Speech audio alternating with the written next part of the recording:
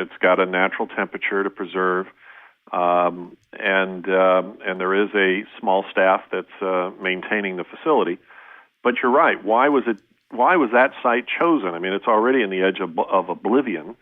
And could it be? Well, I don't want to scare your audience too much. Well, if the poles did shift, there you go. That's one of the reasons I was told that it's good to look for stuff in the Arctic and Antarctica, in Norway, like Correct. that area, Greenland, etc. That could very well be the new equator, and but you got to wonder. They did it. And they did it quickly, and they did it very discreetly. Although there's been press about it now. But why? What are they preparing for? We hear from sources that sell specialized equipment like blast valves and so on that are used in underground shelters, blast-proof shelters, that there's been a shortage of these supplies. I hear all sorts of stories, through my intel, and it just comes to us. We don't actually reach out, but with the business we're in, as you can imagine, we're getting a lot of contact from a lot of different type of people. But we hear that there's a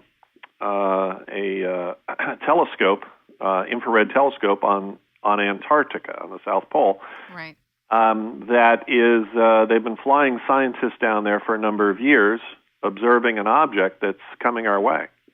And many people, you can conjecture as to what that's about. Some people believe it's Planet X and the fabled Nibiru, the alternate sister star to our star, the dark star, that can only be seen in the infrared spectrum, that is only visible from the South Pole.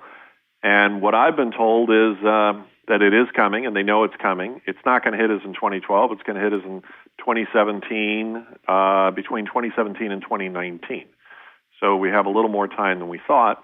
But there's enough things in history and in the journals that if you just do some research and connect the dots, the Sumerians claimed, or the tablets from Sumeria,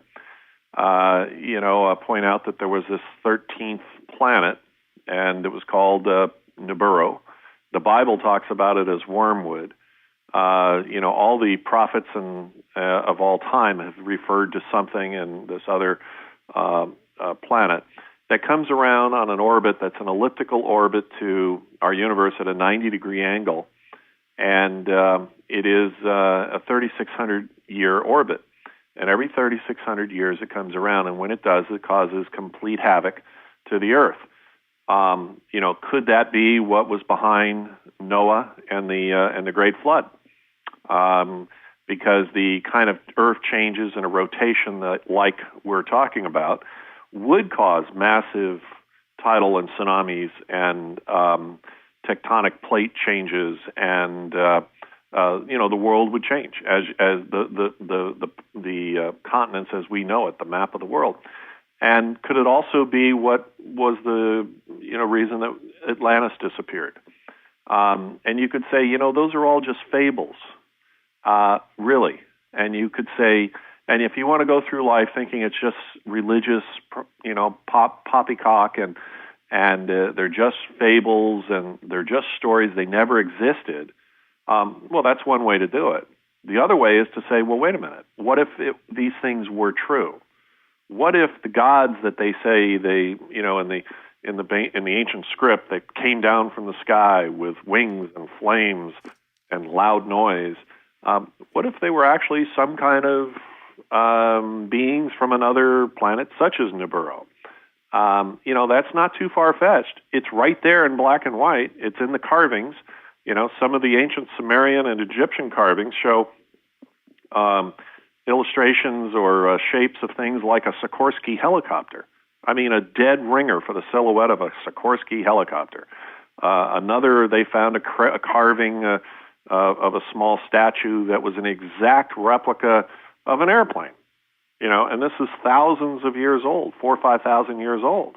So did technology exist Were there societies on Earth before ours that there's no longer a record of, but there's some evidence of that got wiped out 5,000 years ago or 3,500 years ago?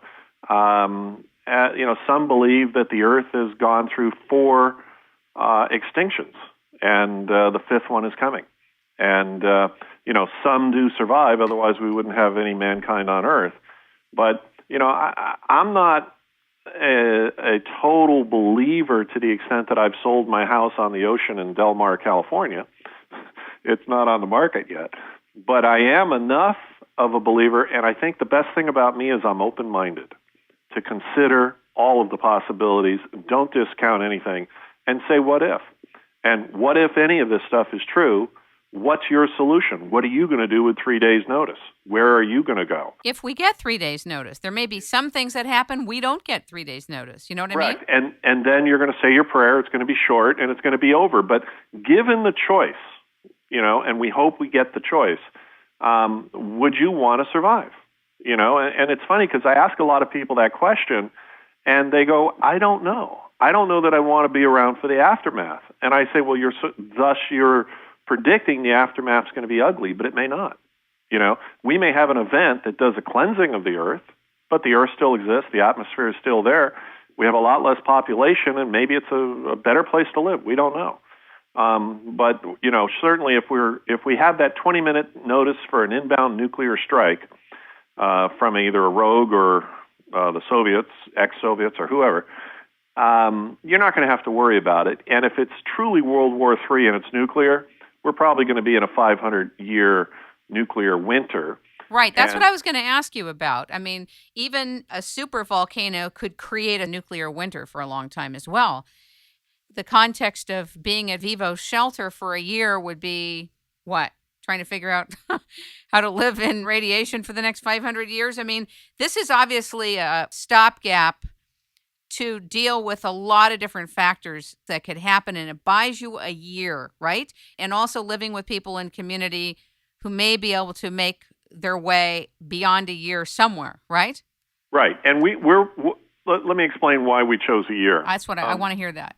Yeah, our experts, engineers, and physicists, and so on that we've reached out to and employ, they believe that 99% of all scenarios are resolved within a year, and that you will be able to come back to the surface and enjoy the atmosphere. Certainly, there's the nuclear winter that could be caused by the things we've just mentioned, but if we're going to prepare for that, I don't know how you prepare for 500 years of underground life. The human beings can't live that long underground without vitamin D and sunlight. We would look like some kind of zombies, I think. So, nor would I think I want to live that long. So, what we're preparing for is 99% of the potential disasters or envisioned catastrophes. But there's one that we really aren't preparing for because it's impossible to stock 50 years worth of food, or 500 years worth of food and fuel. So at that point, you have to be totally self-sustaining with, your ability to grow your own hydroponic food and so on. And we do, but we're still not saying we're going to survive 50 or 500. There are others out there, and what I hear the rumor is that the government's facilities are for 5 years. The reason we limited ours to 1 is to make it as affordable as possible. Every time we add a year, we add between $7,000 and $10,000 cost per person. And the reason for the cost is we need more fuel, more food in storage, and more space.